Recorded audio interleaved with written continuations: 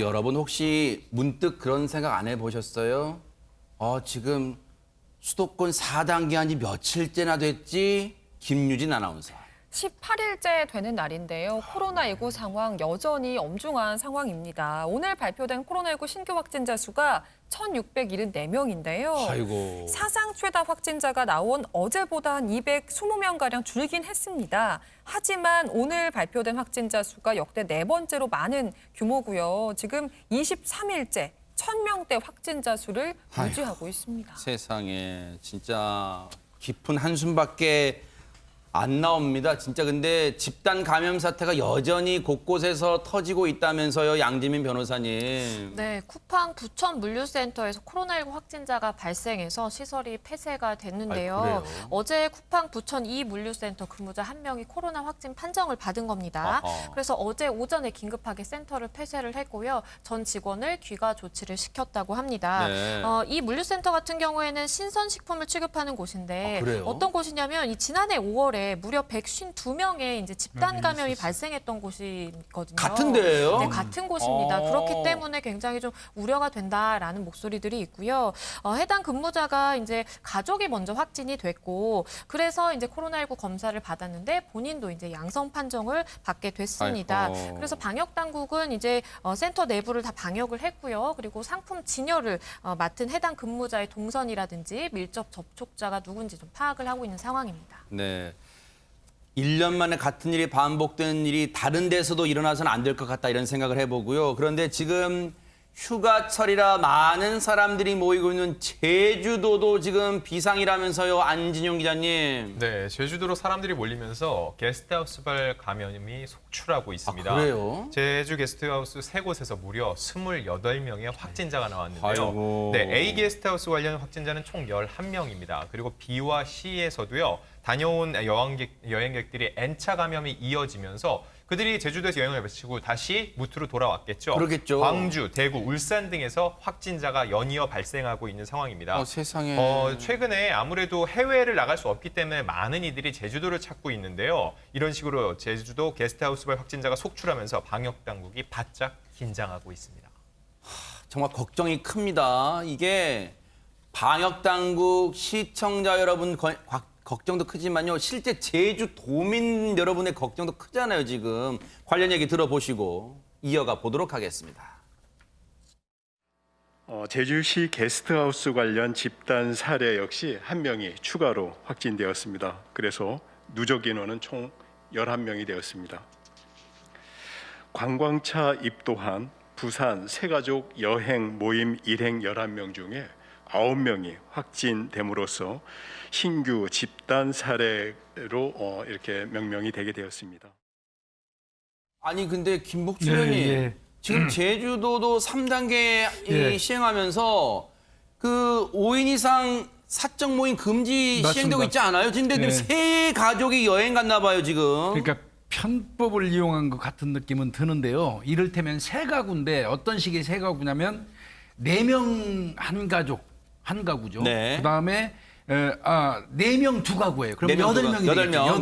네. 그다음에 3인 한 가구. 아하. 그러면 총 합치면 11명이 11명이네요. 되겠죠. 원래 이제 아마 17일 날 부산시에 거주하는 한 가족이 제주도로 입도해가지고 3명이 이제 확진자로 밝혀졌던 거예요. 네. 근데 나중에 조사해 보니까 함께 여행 온 가족이 두 가족이 더 있었던 거예요. 역학조사 들어갔군요. 예, 그래서 아하. 11가족이 이제 된 것 같고요. 네. 그런데 이제 아마 그 방역 당국에서 이건 조사할 거예요. 뭘까요? 우연히 제주도에 와서 세 가족이 아는 사람끼리 만난 건지 네. 애초부터 각각 떨어져서 입도하기로 약속을 하고 들어온 건지 아하. 그렇다면 상당히 문제가 달라지겠죠. 그러겠네요. 예. 어차피 그거는 이제 뭐 비행기 도착 시간 이런 걸 다 검토하면 예, 예. 동선 추적하면 나올 테니까요. 그런데 지금 4차 대유행 속에서 최진봉 교수님 예. 제주를 찾는 관광객 우리가 상상하는 것보다 많은가 봐요, 지금. 많아요. 네. 정말 많은데요. 그러니까 아마 여행을 갈 수가 없으니까 제주도로 다 가시는 것 같아요. 거의 비행기 마지노선이라 타고. 생각하잖아요, 그런 진짜. 것 같아요. 네. 그러다 보니까 월별로 따지면요. 한 지금 4개월 연속 100만 명이 넘게 몰리고 있습니다. 지금 통계를 보면 6월 달에 108만 2천 명이 왔고요. 네. 그리고 지금 5월에는 113만 명, 3만 6천 명이 방문을 했고요. 네. 그리고 6월에는 112만 7천 명. 그러니까 7월 같은 경우도 어제까지 99만 1,000명이에요. 아하. 그러면 이제 100만 명이 또 넘어갈 거 100만 명 아니겠습니까? 넘을 것 같은데 아직 뭐 7월 달에 한 사흘 남았으니까. 그러니까요. 네. 결국 하루 3만 5천 명꼴로 제주도를 찾는 거예요. 그러니까 엄청나게 많은 사람들이 제주도로 오게 되는데 네. 그러다 보니까 이제 확진자 수가 점점 늘어나고 있습니다. 지금까지 제주에서 확진자 수가요. 어제까지 통계로 400명을 넘어섰어요. 그러니까 제주 입장에서는 상당히 불안감이 떨 수밖에 없어요. 특히 제주에 사시는 분들 입장에서는 더더욱 불안할 수밖에 없는 상황이라고 볼 수 네. 있습니다. 자, 그런가 하면요. 방역당국의 비대면 예배 권고도 무시했던 사랑제일교회가 결국 폐쇄 기로에 놓이게 됐습니다. 관련 얘기 들어보시고 이어가 보도록 하겠습니다. 감염병 예방법에 따라 성북구에서는 사랑제일교회 폐쇄 조치를 위해 청문 등 관련 절차를 진행하고 있습니다. 시설의 운영 중단을 명령받은 자가 운영 중단 기간 중 운영을 계속할 경우 감염병 예방법 제49조 제3항에 따라 폐쇄 명령을 하도록 되어 있습니다. 사실 이 사랑제일교회는 그동안 비대면으로 예배해라 이런 권고를 계속 무시해 왔잖아요. 그렇습니다. 지난 18일에 사랑제일교회가 150여 명 규모의 이제 대면 예배를 진행을 했습니다. 그래서 지난 22일에 결국 과태료 처분 150만 원 처분을 받게 되고요. 그리고 10일간 운영 중단 처분을 받게 됩니다. 운영 중단이라는 거는 대면도 안 되고 비대면도 안 된다라는 거거든요. 그렇죠. 그러한 처분을 받고 난 후에 교회 측에서 반발을 해서 23일에 운영 중단 명령 집행정지를 신청을 했습니다. 그래요? 그런데 다음날 바로 이제 기각이 됐거든요. 아하. 그러면 운영 중단 처분에 따라서 운영 중단을 하는 게 맞는데 네. 그럼에도 불구하고 지난 25일에 대면 예배를 강행을 한 겁니다. 아하. 그러다 보니까 방역 당국에서는 아니 이거는 엄연하게 운영 중단 처분이 내려졌고 운영 중단 기간 내에 있는데 이걸 어기고 수칙을 어기고 대면 예배를 강행을 했기 때문에 이거는 감염병 예방법에 따라서 아예 폐쇄 조치를 할 수가 있다라고 판단을 했고요. 아하. 그렇기 때문에 지금 청문 절차라든지 관련 절차를 진행 중입니다. 근데 이제 걱정되는 부분이요. 최진봉 교수님, 앞서 전광훈 목사가 그런 얘기를 했잖아요. 네. 만약 사랑제일교회 폐쇄하면 우리는 광화문으로 나갈 거야. 엄포를 놓기로 했잖아요. 그렇습니다. 이게 말도 안 되는 얘기죠. 그러니까 못하게 하니까 이제 전 국민을 상대로 해서 그러면 협박이야, 협박, 이건. 협박이죠, 협박. 네. 광화문으로 나가는 게 말이 됩니까? 아니 그렇지 않아도 지금 광화문 같은 경우도 한 1인 그 시위에는 아예 못해요, 아무것도. 뭐 집회 자체가 안 되게 돼 있거든요. 네. 그러니까 교회도 지금 잘못해서 문제가 있다고 해서 지금 행정처분 받고 저렇게 처리를 하고 있는데 그걸 거부해서 나가겠다? 모든 국민들이 어려움 참고서요. 힘들어도 다 따르고 있습니다, 지금. 교회, 우리나라에 교회 많잖아요. 물론 일부 교회 빼고 대부분의 교회들은요, 열심히 따라주고 있어요. 왜? 네. 빨리 이게 안정돼서 예배를 다시 시작할 수 있기를 그렇죠. 바라는 마음이잖아요. 네. 왜 저런 행동을 하면 교회가 다시 예배를 시작할 수 있겠습니까? 전체 기독교에 대한 정말 안 좋은 행동이라 저는 생각이 들고요. 네. 목사라면 정말 저런 행동을 하면 안 됩니다. 사회 모범이 되고 규감이 돼야지 사회에 무슨 반대로 갑니까? 네. 아니 정부가 하는 일에 그렇게 따르지 않고 모든 국민이 불안해하는데 저렇게 광화문 가서 또 집회를 하겠다고 저렇게 주장을 하고 있으니 네. 정말 성경에는 반하는 행동이 아닌가 이런 생각이 듭니다. 자, 관련해서 얘기 좀 들어보시고 이어가 보도록 하겠습니다. 특별히 코로나라고 하는 이 사기 방역을 통해서 전국의 모든 교회에 예배를 금지를 시켰지 않습니까?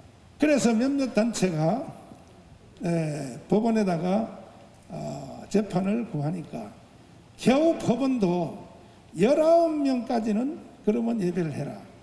무슨 그런 놈의 재판이 다 있습니까? 서울시장 오세훈 및 성북구청장 이승로가 본 교회에 대하여 대면 예배 금지를 위반하였다는 이유로 운영 중단 폐쇄 명령을 한 것은 감염병법 검토조차 제대로 하지 않고 실무 공무원들 차원에서 이루어진 명백한 무효인 처분임을 밝힌다. 이미 운영 중단 명령을 받은 교회 또는 향후에 운영 중단 및 폐쇄 명령을 받게 되는 전국 교회들과 모두 연대하여 서울시장 오세훈, 각 구청, 성북구청장 이승로 등을 상대로 집단적인 법적 대응을 예고합니다. 최진봉 교수님, 오세훈 시장 등등등한테 법적 대응하겠다. 뭐 어떻게 하겠다는 거예요, 그러면? 그러니까 손해배상 청구 소송을 하겠다는 거예요. 그러니까 자기들이 예배를 못 보게 방해했다고 해서 그걸 손해배상 청구를 하겠다는 것이고요. 자기들뿐만 아니라 지금 현재 이런 그 제재를 받고 있는, 그러니까 대면 예배를 강행해서 행정처분을 받고 있는 다른 교회들 다 모아가지고 하겠다는 거 아닙니까? 그러니까 결국 방역에 적극적으로 방해를 하겠다는 말밖에 안 들려요, 저는. 아니, 기본적으로 방역은요.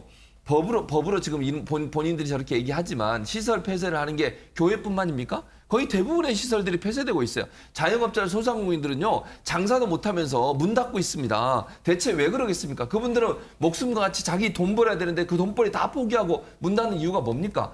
우리가 함께 동참해서 이 코로나19를 잘 극복하고 이겨내겠다고 하는 그런 열망 아닙니까? 네. 손해를 감수하면서 하고 있어요. 교회가 그런데 저런 행동을 하는 것이 네. 과연 그분들 볼 때는 어떤 생각이 들겠습니까? 지금은 이제 법적으로 따져 손해배상 청구할 문제가 아니고요. 국민 앞에 사죄해야 한다고 저는 보고 네. 대면 예배 강행을 통해서 우리 사회에 코로나가 더 확산된다고 하면 정말 지탄받는 그런 시설이 될 수밖에 없는 것이고 제가 네. 볼 때 개인적으로 생각합니다만 법적 소송해도 이길 가능성은 저는 낮다고 네. 봐요.